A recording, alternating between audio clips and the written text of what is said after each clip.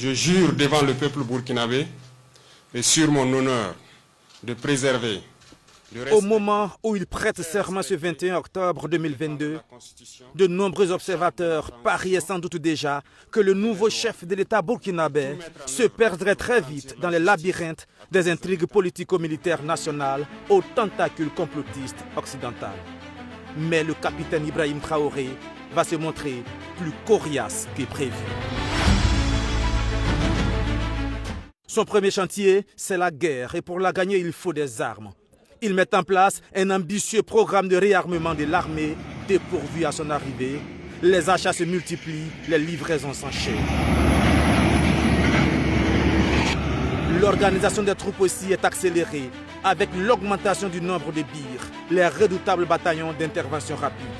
La lutte contre le terrorisme monte en intensité. La méthode est simple. Il faut se battre. Nous allons les poursuivre jusqu'à leur dernier retranchement et les éliminer jusqu'au dernier. La seule chose qui puisse prévaloir pour qu'ils puissent survivre, c'est qu'ils se rendent à nos différentes forces en déposant les armes et leur logistique. Le cas échéant, combattez-les jusqu'au dernier. La bataille s'engage aussi sur le front diplomatique. Très vite, ça se passe mal avec la France. Paris est accusé d'être de connivence avec les terroristes. Conséquence, l'ambassadeur en poste est expulsé en janvier 2023. Le détachement militaire en stationnement plie bagage un mois plus tard en février. Des actions appuyées par plusieurs manifestations anti-françaises. Il faut dire que depuis sa prise de pouvoir, le capitaine Traoré bénéficie de l'adhésion d'une grande majorité de la population et jouit d'une forte popularité. Les ronds-points et les carrefours sont pris d'assaut par des volontaires qui veillent. Les manifestations de soutien se succèdent, galvanisées par le discours révolutionnaire du nouveau président. Imaginez qu'au Burkina, nous refusions de nous battre et nous acceptons de nous soumettre, de vivre l'esclavage. Demain, nos enfants grandiront. Ils se poseront des questions. Nos parents ont-ils été des lâches pour nous laisser dans l'esclavage? Le dialogue direct, c'est son arme de communication préférée. Le capitaine Traoré est convaincu que le peuple est assez mature pour comprendre les enjeux du moment et s'évertue à leur parler directement. Il répète l'exercice encore et encore à chaque fois que la situation l'exige, sans langue de bois. Nous n'avons pas peur et nous n'aurons jamais peur. Nous continuerons notre lutte. Son style séduit les Burkinabés, déroute ses adversaires et fâche certains grands intérêts qui le trouvent dangereux pour leur hégémonie. Il faut donc l'arrêter. Les tentatives de coup d'État se multiplient et sont déjouées les unes après les autres. Elles renforcent l'inflexibilité du capitaine Traoré. Ces valets locaux et ces sous-préfets qui sont là à exécuter les ordres de leurs maîtres, croyant pouvoir mettre fin à notre révolution, qu'ils comprennent que nous avons pris toutes les mesures. Et je le dis une fois de plus, on sera impitoyable et sans état d'âme face à ceux-là qui pensent pouvoir se mettre à travers du développement de notre patrie. Dans cette même allocution, il annonce ce qui était déjà en marche. Nous ne sommes pas dans une démocratie, nous sommes bien en révolution, progressiste, populaire. La RPP repose sur deux poutres majeures, l'ordre et la discipline. Les organisations syndicales sont priées de la mettre en veilleuse.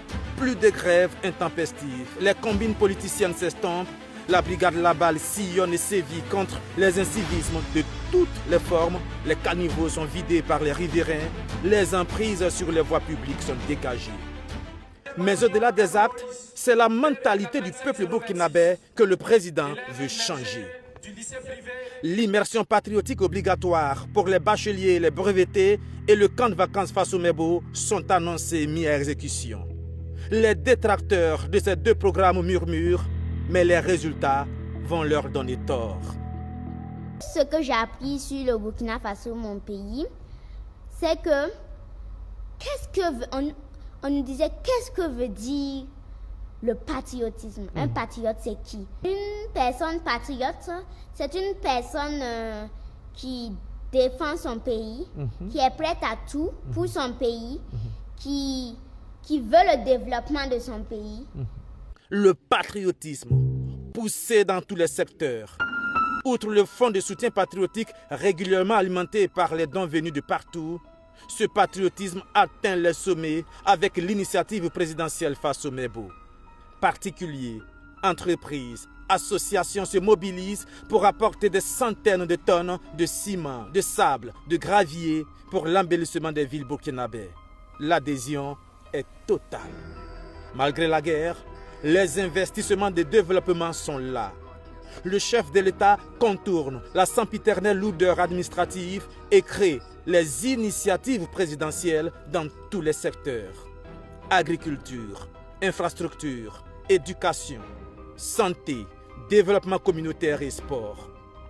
Ces images de 1000 engins de divers calibres acquis marquent les esprits et symbolisent à souhait les efforts d'investissement consentis par l'État en ces temps de guerre. Une deuxième vague du même acabit va même suivre. Les chantiers poussent un peu partout.